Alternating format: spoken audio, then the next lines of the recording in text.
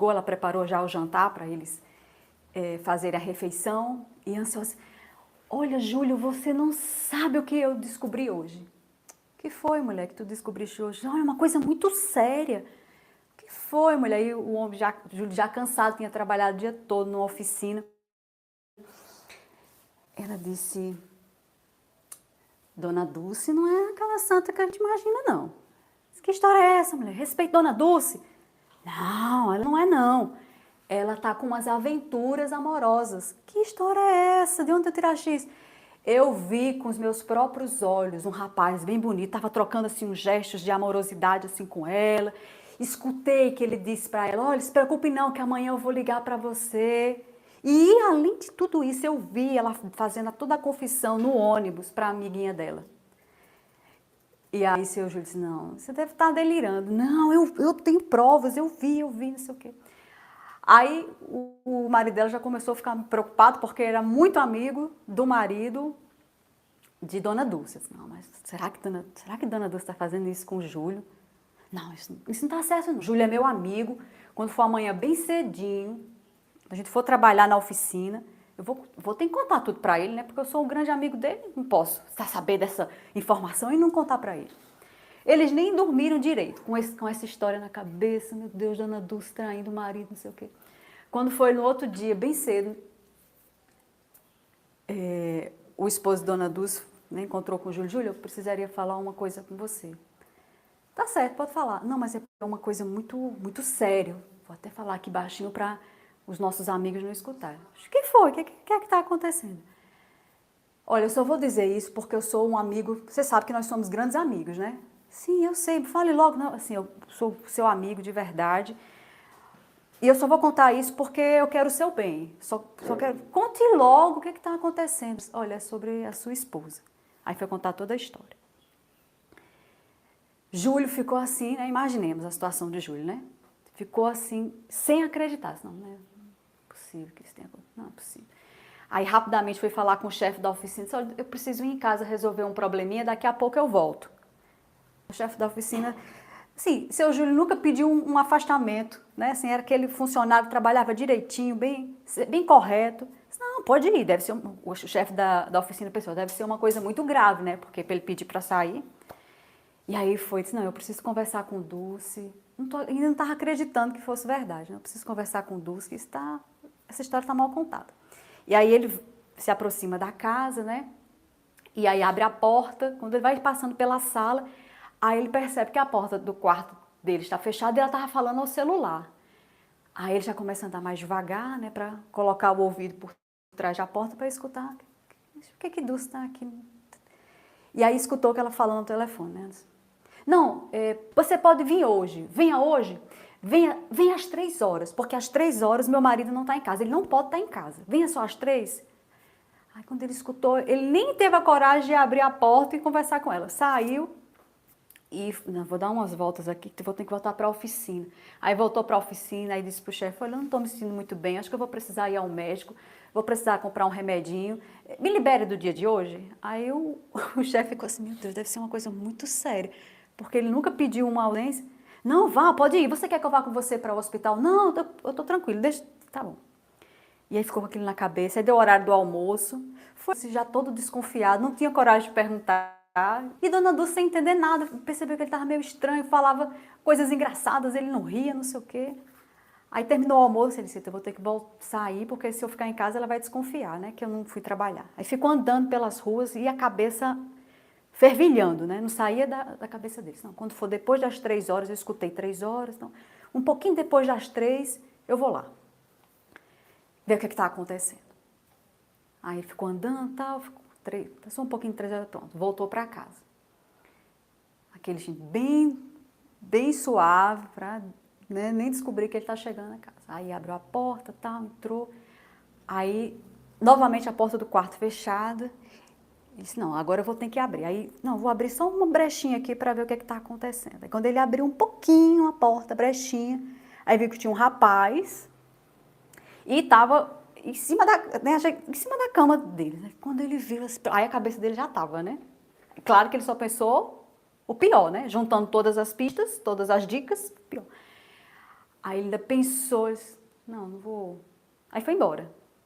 Não abriu a porta totalmente, tá? O rapaz e Dona Dulce nem sonharam que ele apareceu lá, que ele foi bem caladinho.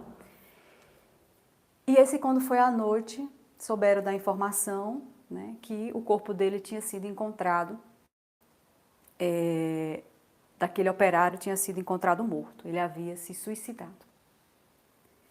E quando Dona Dulce descobriu, né, soube dessa informação, ela ficou desesperada. Chorava assim, meu Deus do céu, o que será que aconteceu para ele fazer isso? A gente estava tão bem, estava tudo dando certo. Por que será que ele fez isso? E aquele alvoroço tal. E aí, quando foi no velório, todo mundo conversando, né? E ela disse, eu não sei por que ele fez isso. Aí, Dona Lequinha disse assim, será que não foi porque ele descobriu o que a senhora andou fazendo? O que eu andei fazendo? E aí foi um momento em que tudo foi esclarecido.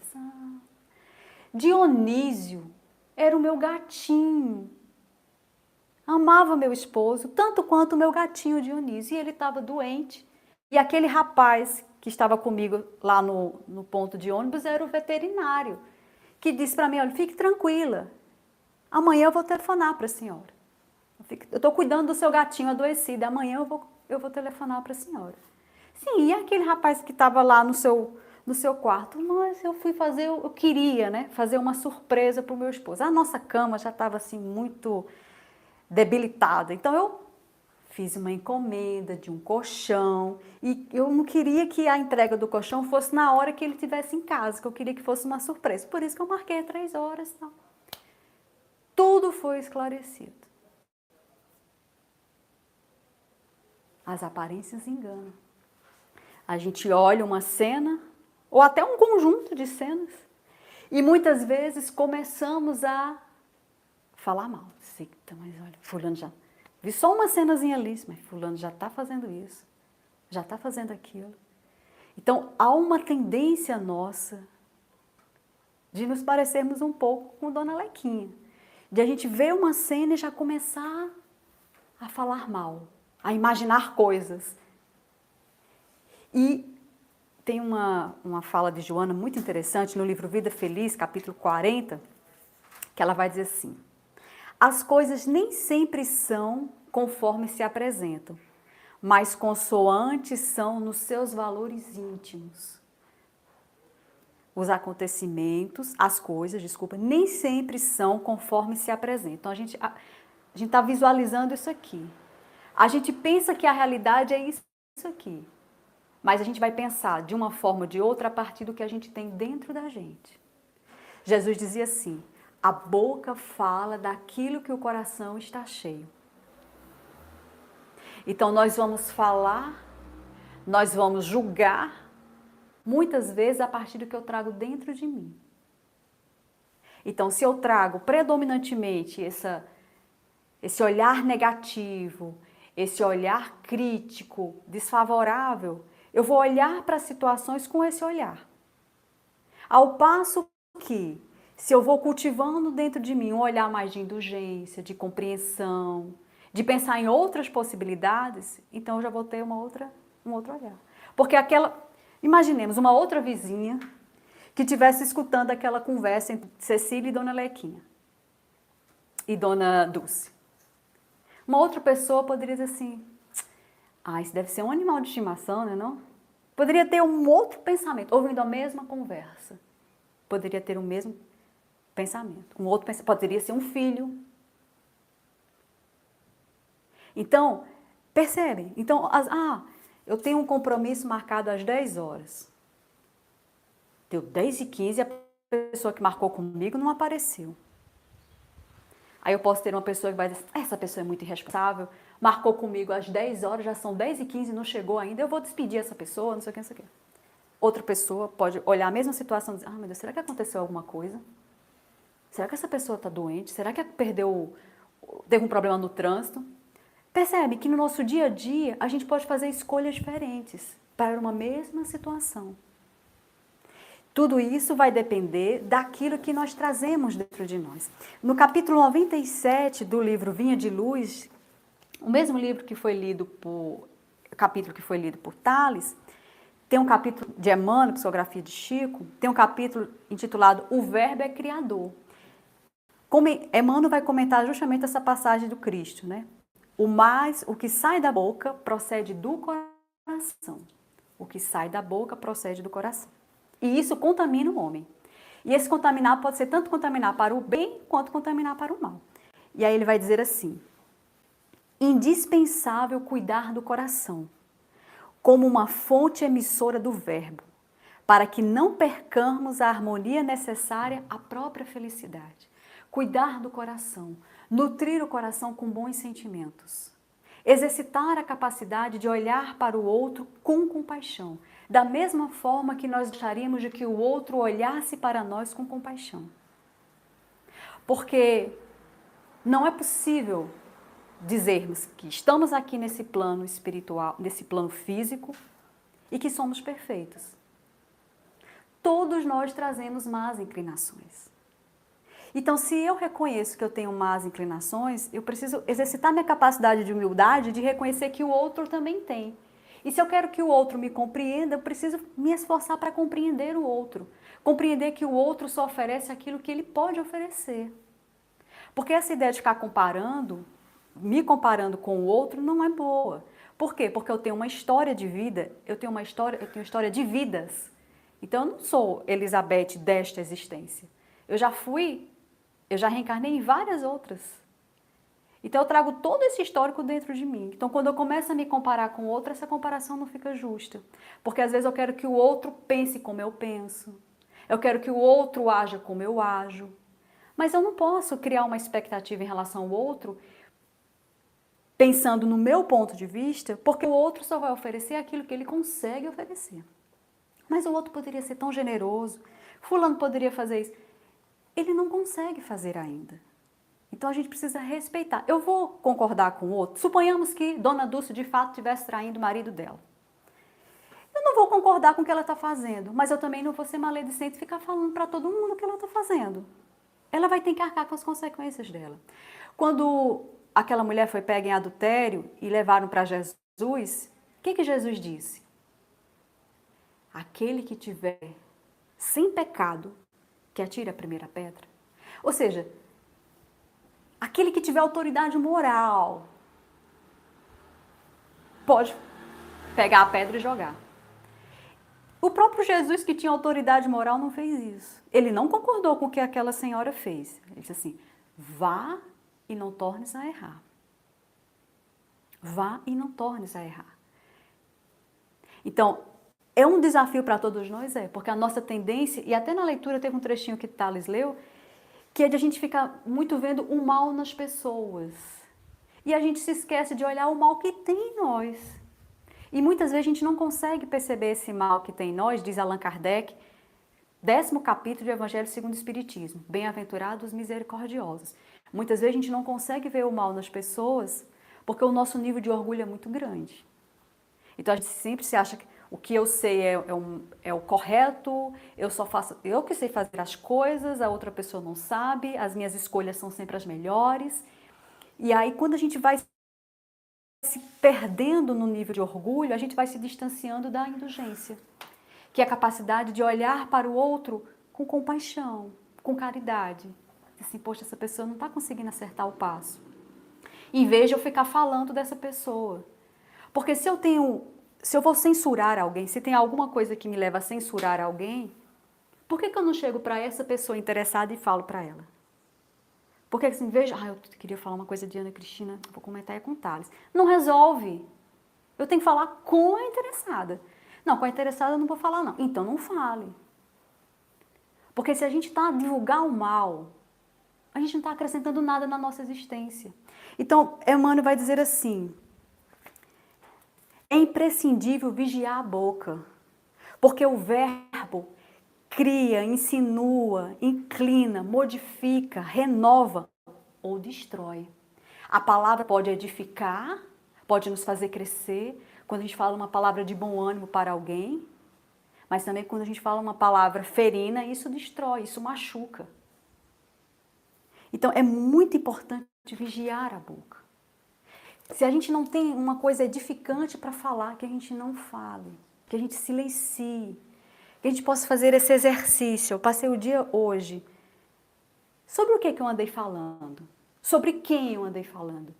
Com que intenção? Porque de repente vai começar a pensar assim, então agora eu não vou poder falar mais de ninguém. Não, não é isso. É qual é a intenção quando você faz um comentário sobre uma determinada pessoa. Tem uma questão, a 903, questão 903 de O Livro dos Espíritos, que Kardec pergunta assim, com as minhas palavras, é possível, é legítimo estudar os defeitos das pessoas? Interessante que ele usa o verbo estudar, né? E aí os espíritos respondem, depende da sua intenção. Você quer estudar os defeitos das pessoas para ficar falando, propaganda, ó, fulano tem esse traço aqui, fulano... Aí isso aí é falta de caridade. Mas se você estuda os defeitos das pessoas para você crescer e dizer assim, pô, eu não vou fazer isso aqui não, então eu vou ter cuidado com isso, aí isso é benéfico. Então a gente tem que estar vigilante no sentido de, eu estou comentando algo sobre alguma pessoa, eu estou falando com que intenção? É para me sentir superior? É para achar que eu sou melhor do que aquela pessoa? Eu faço palestras melhores, eu aplico passe melhor, eu faço evangelho melhor. Então, se eu acho que eu faço isso aqui melhor, o meu nível de orgulho está muito alto. E a minha caridade está lá embaixo. Mas se a minha intenção é assim, nossa, eu percebi que aquele comentário de fulano não foi interessante. Então, eu chego para fulano com amorosidade. Também não é assim como sendo dono da verdade, né? Joana vai dizer assim, a verdade não deve ser utilizada como uma arma para ferir, mas como algo que edifique. Então, se eu perceber que fulano fez uma coisa equivocada, fez um comentário indevido e vai prejudicar outras pessoas, é meu dever chamá-lo a atenção. Jesus disse isso, né? Kardec reforça isso. Então, se eu percebo que alguém falou ou fez alguma ação que vai prejudicar a outras pessoas, eu preciso chamá-lo a atenção. Mas primeiro eu chamo em particular, eu converso com essa pessoa, diz, olha, mas se a pessoa não entender, aí é um problema da pessoa que não entendeu. Mas eu fiz o meu papel, mas eu não fiquei esbanjando essa informação. Tem uma fala no capítulo, né, no 10º capítulo, Bem-aventurados os que são misericordiosos, é um texto de José, Espírito Protetor, sobre a indulgência. Aí ele faz uma pergunta assim pra gente, que eu acho que vale a pena a gente sair daqui pensando nessa pergunta, né? Ele vai dizer assim, quando será que julgareis os vossos próprios corações, os vossos próprios pensamentos, os vossos próprios atos, sem vos ocupardes com o que fazem os vossos irmãos? Olha que pergunta. Quando é que eu vou parar esse vício? Joana vai dizer, é um vício. Vou parar esse vício de ficar julgando as pessoas. E vou começar a julgar o que eu penso. E vou começar a julgar o que eu falo. E vou começar a julgar a forma como eu ajo. Eu preciso estar preocupada com o meu processo de crescimento espiritual. Eu não vou ser indiferente ao processo de crescimento espiritual do meu irmão. Eu vou ajudá-lo, se ele quiser ajuda, né? Porque às vezes a gente quer oferecer ajuda, mas a pessoa não quer ajuda. Então a gente tem que respeitar. Mas não nos cabe julgar. Porque o nosso irmão é tão falho como eu sou, como você é. O que foi que Jesus nos ensinara? Faça ao outro aquilo que você gostaria que o outro te fizesse. Então eu não gostaria que as pessoas saíssem aí falando mal de mim, não. E quando não é verdade, aí que é triste, né? Quando é uma maledicência, uma calúnia, aí que é triste. Então, se eu não quero, comece por si mesmo. Então, eu vou fazer esse exercício de não sair falando mal das pessoas. Porque eu vi só uma foto ali, eu não sei a história daquela pessoa. Eu só escutei né? Quando a fala é sempre assim, ó. Olha, me disseram, eu ouvi dizer, mas não é verdade. E o que isso está acrescentando na tua vida? Acho que é uma outra pergunta interessante. O que é que isso está acrescentando na tua vida? Ou a outra pergunta que José faz. Quando é que abrireis os vossos olhos severos apenas para vós? Porque às vezes o nosso olhar severo para todo mundo, mas para nós a gente sempre justifica. Não, tem sempre uma justificativa, né? Então, é muito importante, esse capítulo vale muito a pena a gente revisitá-lo, né? Porque a gente não consegue perceber a trave que tem no nosso olho, mas a gente consegue perceber o cisco que tem no olho do nosso irmão.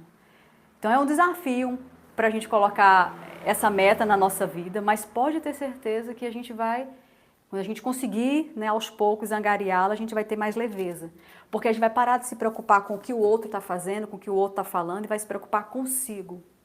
As minhas escolhas estão sendo edificantes, o que eu estou falando está sendo edificante. E Joana vai dizer assim, olha, se alguém vier acusando o outro para ti, ó, enquanto alguém estiver sendo acusado, mantente em silêncio, que é outra coisa que outra situação que a gente enfrenta com constância, né? Chega alguém e começa a falar mal de uma pessoa. A gente pode mudar de assunto, a gente pode ficar em silêncio. Deixa a pessoa vai falando, você muda de assunto. Mas não alimenta a maledicência. Então a gente fazer esse exercício de não alimentar a maledicência. Nem no sentido de reproduzir, concordar, fulano está falando mal de outra pessoa, eu vou concordar, isso. Deixa. A pessoa já está sofrendo tanto. E a gente vai continuar esse sofrimento, propagar esse sofrimento. Então, o conselho, para finalizar a minha fala, que Joana nos dá no livro Lampadário Espírita, também psicografado por Divaldo, em um capítulo igualmente relacionado à maledicência, ela vai dizer assim: quando vier a tentação, porque é uma tentação, né? Quando vier a tentação de acusar e apontar defeitos das pessoas, lembra-te das tuas próprias necessidades e limitações. Faz o possível ao teu alcance. Avança na firme resolução de amar e despertarás além das sombras da carne por onde segues, num roteiro abençoado onde os corações felizes e livres buscam a vida verdadeira. Então, gostaríamos de deixar esse convite para todos nós, inclusive para quem, né, está falando aqui, de a gente fazer esse exercício. Vem a tentação de falar mal de alguém, de julgar alguém. Respira. Faz uma prece. Silencia. Arruma estratégias para não alimentar a maledicência. E busque a leveza de não ter compromisso em ser juiz da vida de ninguém. Nós não viemos aqui para ser juízes de ninguém, apenas de nós mesmos. Que Jesus nos abençoe e nos proteja sempre. Os avisos. Próximo